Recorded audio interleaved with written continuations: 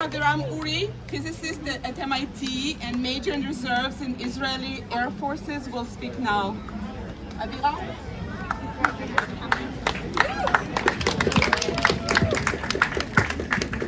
We will not be stopped. Our spirits will not be broken.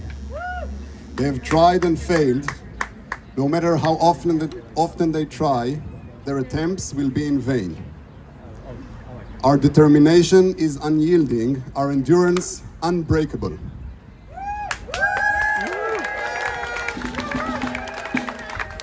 Our families in Israel, our brothers and sisters, parents and grandparents, are in the streets. They march, they protest non-violently, setting their daily lives aside, all for the nation they deeply love. Their numbers are unprecedented, and they are right. Last week, in light of the unreasonableness law threatening our democracy's foundation, I conveyed my decision to the Israeli Air Force Commander Tomer Bar. I will no longer volunteer to reserve duty. A staggering 161 officers from the IAF headquarters followed the next day. This number is very large. Across the IDF, countless individuals holding key positions made the same decision. Within my squadron, a significant number of reserve pilots have committed to cease their service if this law materializes. I cannot tell you what these significant numbers are, but they are extremely significant.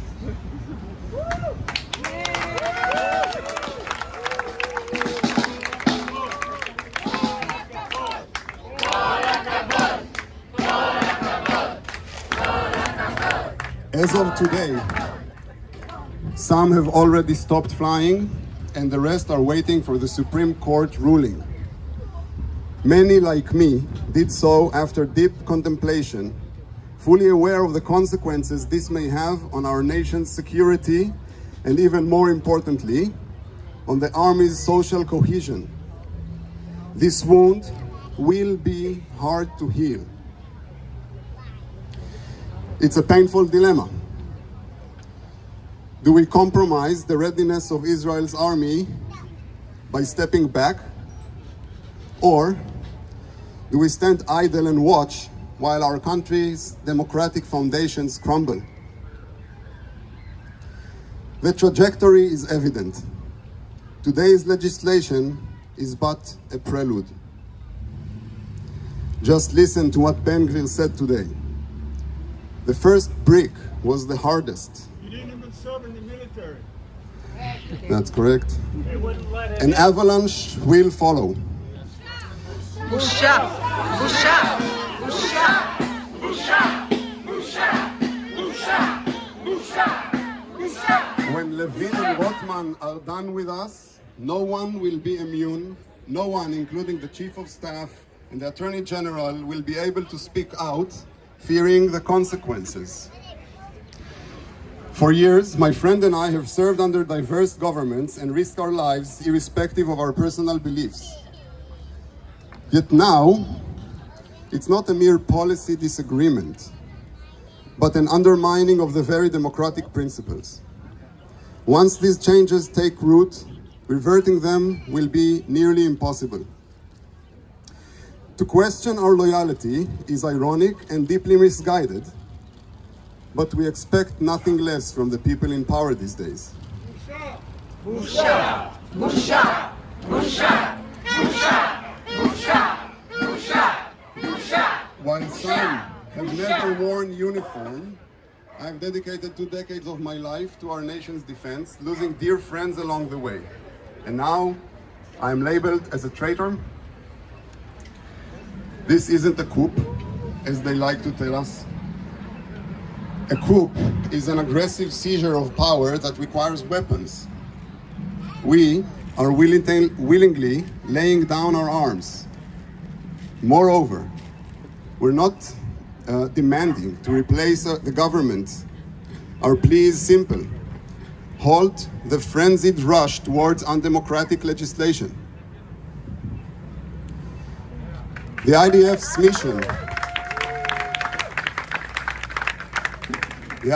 mission is and always has been one: to win the next war. We were taught that no wars are the same. No two wars are the same. One must therefore not prepare for the previous war. Rather, we train hard and remain flexible to address the various challenges and surprises the next war may hold. Indeed, this war is unlike anything we've prepared for. Today, we must resort to the core values we were raised upon and let them guide us. In our refusal to volunteer, we remain loyal to that mission, to win the next war.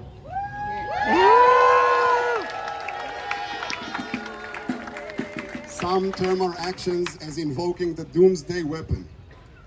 I could not agree more. These times call for extreme measures. In these hard moments, we must reflect: what lessons did the Holocaust teach us? Is it that we must maintain a strong Israel because the diaspora is not a valid long-term solution, or that we must recognize when to seek refuge elsewhere? Many in Israel now deal with this question. The idea of leaving Israel may be tempting, a chance at an easier life with better education for our children. But the departure of our nation's dedicated, educated backbone that is carrying Israel on its shoulders would be Israel's downfall. Despite the other side's cynicism, the people in Israel will stay and fight for Israel, and they will prevail.